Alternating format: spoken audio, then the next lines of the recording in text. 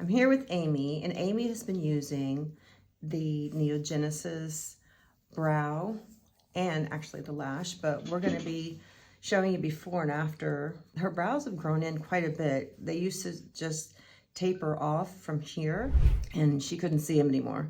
And she doesn't draw them in every day, so I'm like, well, just use this and we'll see what happens. And so I'm going to clean them up today. But the cool thing about NeoGenesis is that it's prostaglandin-free, so it's hormone-free. It's going to be gentle. It's not going to change the color of your eyes, like the lash one. This is one of my favorite things to do, especially when I have my glasses on. But we're not going to take too much. I'm going to keep most of what she's worked so hard for. Oh, yeah. So Amy's reminded me of a really good point. When you use the spoolie on the NeoGenesis, I need to show it here, the NeoGenesis brow. Looks like a mascara wand, right? It looks like a mascara wand. And so what we need to do is rub it back and forth. And so it challenges those follicles a little bit to grow. It's like a growth stimulator.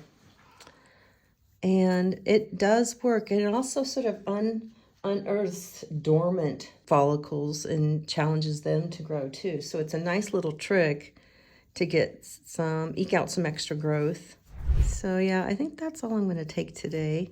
She's doing a good job. I'm going to bring in my little tools, and I think I'm going to I get very precise here. Imagine if I had my eyeglasses on. Wow, the job I could do. This is why I don't do it. I would end up with no eyebrows.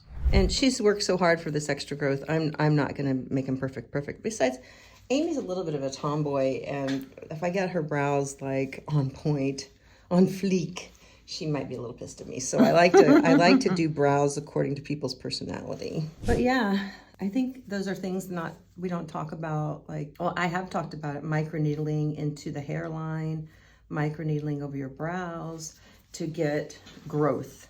Now, there are things you wouldn't want to do, like radio frequency. You don't want to burn up any of the, this is where it gets a little harder for me.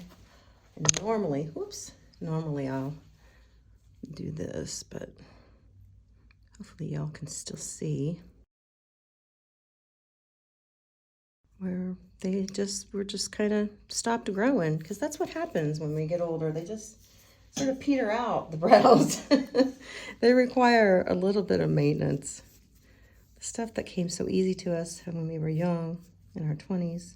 Plus, I mean, I was in my 20s in the 90s. We plucked our eyebrows. Oh, to oblivion. Within an inch of their lives. I'm being very, very sort of... conservative? Yes, thank you. I know. That was my biggest fear, because there's not a lot of hair at the end. But when you clean it up, it looks like there is. Yeah. So we use the Neo Brow, and it comes out. And so I'll come in here, I'll put it on one way, and then I scrape back the other way. Really coat those brows. And as she grows more and more in, they'll become thicker.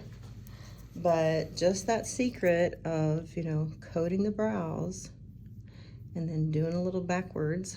And then we have the Neo Lash, and she's just started using this. I love this because it's prostaglandin-free, and it's not gonna turn your eyelids red or change the color of your eyes. And so I just swirl it around, get any excess off, and then you're just gonna do the very base of the lashes. And you usually have enough to do both sides. And you'll probably want to keep your eyes closed for just a second. And that's all it takes, is just a little swipe, morning and night. And then I would say, in my experience with these, you can use them once a night once you get the growth you want.